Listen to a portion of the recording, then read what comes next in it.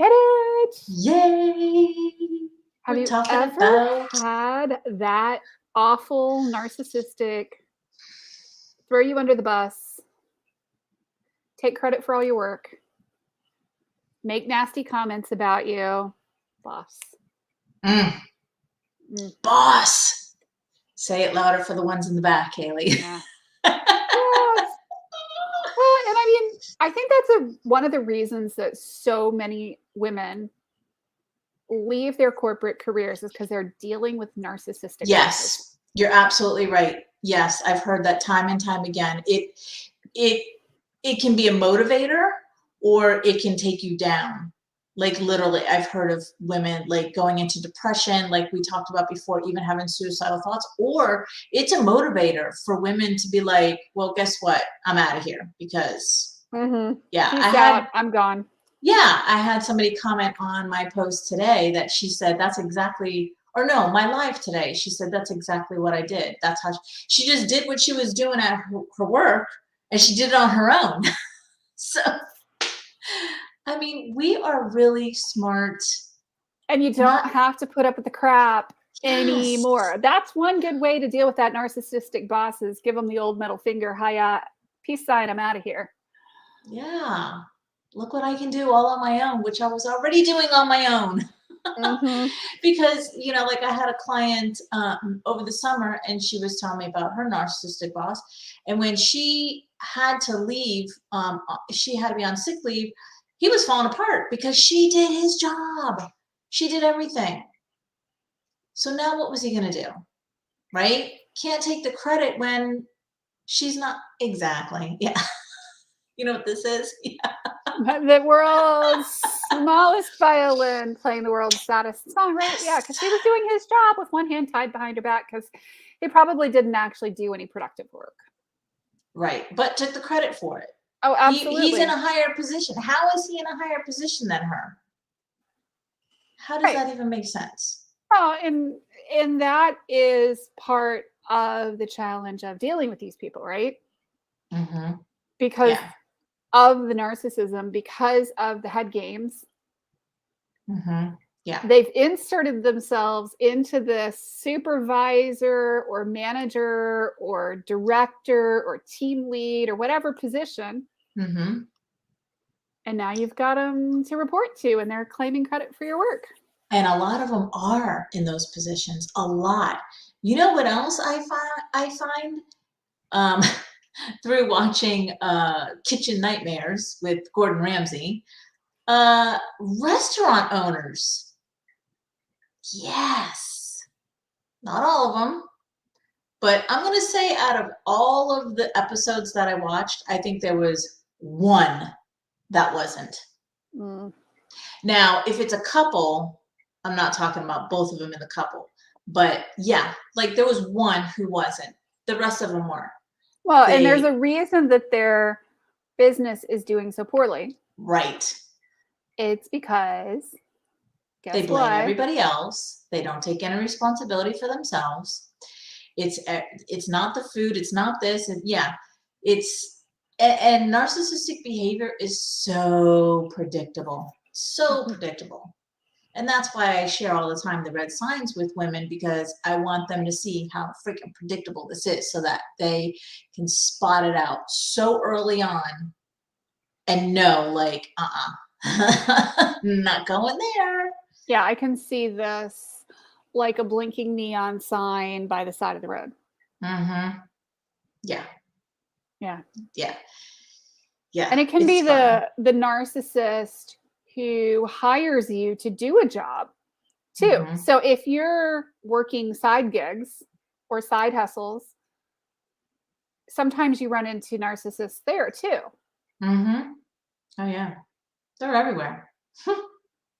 Everywhere. So how do you overcome that narcissistic boss, whether it's in a corporate setting or a side gig setting? Or I'm so glad you asked, Haley. Yeah.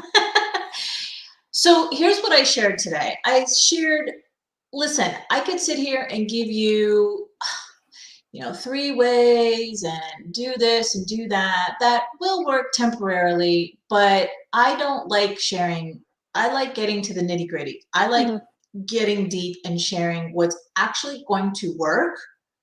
It's not just do this. It's like you have to actually do the work in order for you to be a narcissistic repellent versus calling them in.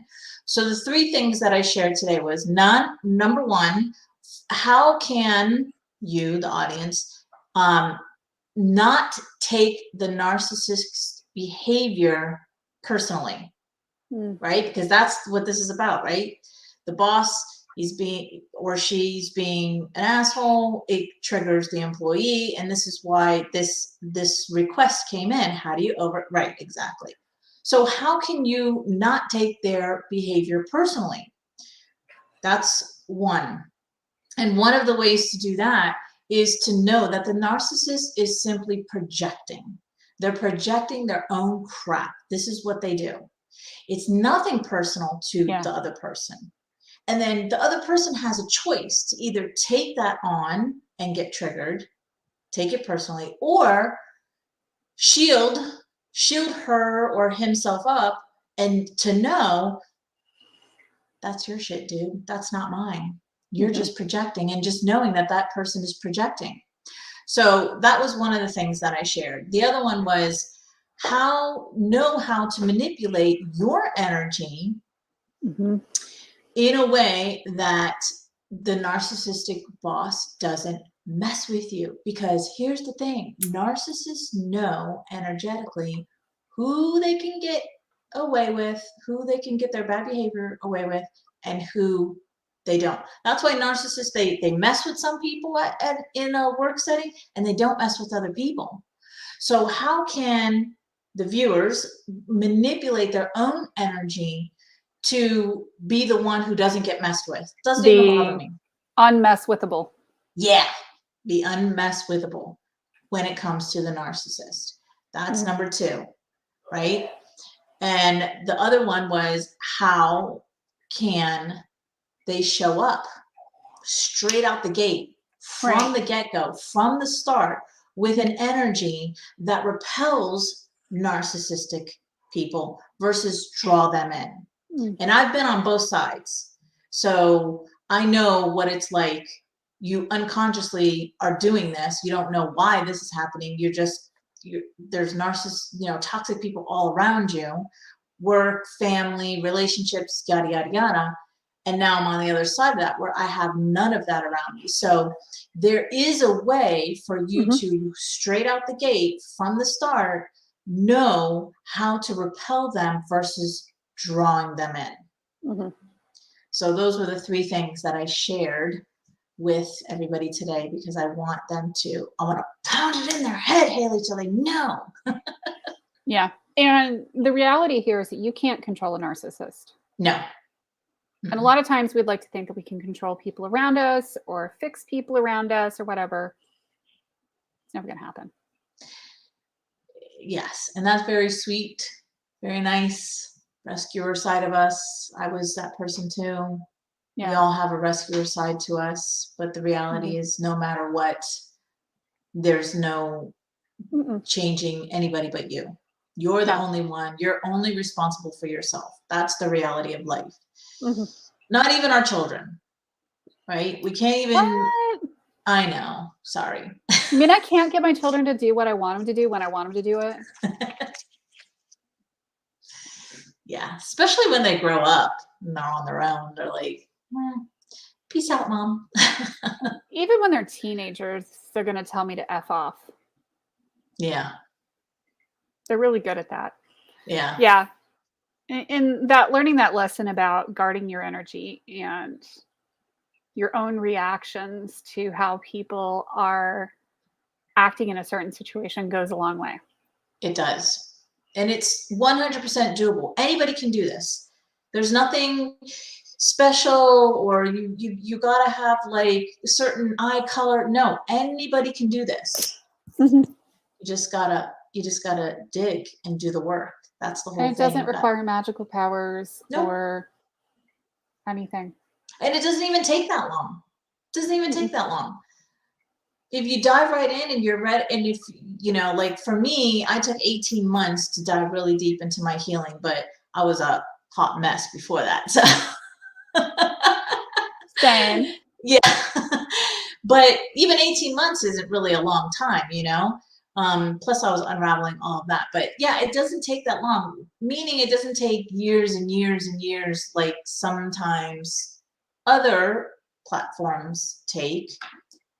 When you go straight for it, and that's how I like to coach, I like to get right to the nitty-gritty and show them exactly what they need to see and the lessons that needed to be learned so that they can peel, shed, and heal that and be done. Let's move on to the next one. Peel, shed, and heal. Yep. Oh, absolutely. So tell us about this challenge that you're doing. Oh, anybody have trust issues? It is the Trust Again challenge. And we're running it January 31st through February 2nd. It's a 3-day challenge where we're all going to show up on Zoom and have a great time and learn how to trust. This is one of the biggest struggles, Haley, that women share with me. Coming out of these narcissistic relationships, or even, you know, going into the relationship, right? I think everybody has some level of trust issues, right? So this is one of my topics that I love sharing with people and about. So 3 days, just show up on Zoom and let's learn how to trust again. And again, it's not that complicated. Anybody can do it. I'm going to give you the tools. I'm going to show you how. I'm going to give you some prime examples of how we were taught at a very young age how not to trust. No shame, no blame on anybody. It just is what happened in life. And so we can start to unravel that and begin to trust again, because women share with me, like, I don't trust myself. They say, I don't trust myself to go on a date or get into another relationship because I've screwed up 1, 2, 3, whatever times. So that's what the challenge is about. I'm so excited to do it because it's going to be so much fun and I love doing this. Cool. No, I like it. And I think everybody watching should sign up for that Trust Again challenge, because a lot of times the other thing that happens, you know, that we're not really talking about is that once we go through one of these bad relationships with somebody, it's really hard to trust anybody or to end up in any relationship again. And it affects every aspect of our lives. Yes. It's not just romantic relationships. It's personal relationships, business relationships. You know, that thing that happened with that narcissist boss or that narcissist, you know, partner just blows everything up for us. And those scars, they stay. They do. Yes. The emotional scars are they stay, you know, they heal. The physical ones heal faster. So this challenge is going to help with, and also, Haley, it's about us, right? It's about us as individuals. Like I, you know, want women tell me, I want to learn how to trust myself. I don't want to doubt myself. I don't want to overthink everything, right? Who's the overthinker? Thinks about it. Oh, let me think about it. No, how can you get to a point where you trust, you can make a decision on a dime quickly and trust that it's the right decision, even if things don't pan out the way that you thought they would, to later to understand, like, there's a reason why I chose that, and there's a reason why it turned out the way it did, because life is just showing up for us. It's happening for us. So yeah, it gets deep, and that's why we need 3 days together so I can really dive deep into this topic. Yep. And I posted the link in the description, and I've posted the link here in the chat. Sweet. So yeah, y'all sign up. It's going to be an amazing, amazing challenge. Y'all are probably going to get sick of hearing us talk about it for the next 2 weeks. But here we are. So sign up, give me a hashtag registered, and let me know that you're registered. I can't wait to see you there. Yay. Thank you. Hey guys, thank you so much. Thanks, Denise, for doing this with me tonight. Thank you guys for hopping on and sharing this time with us. Thanks. Bye. Bye.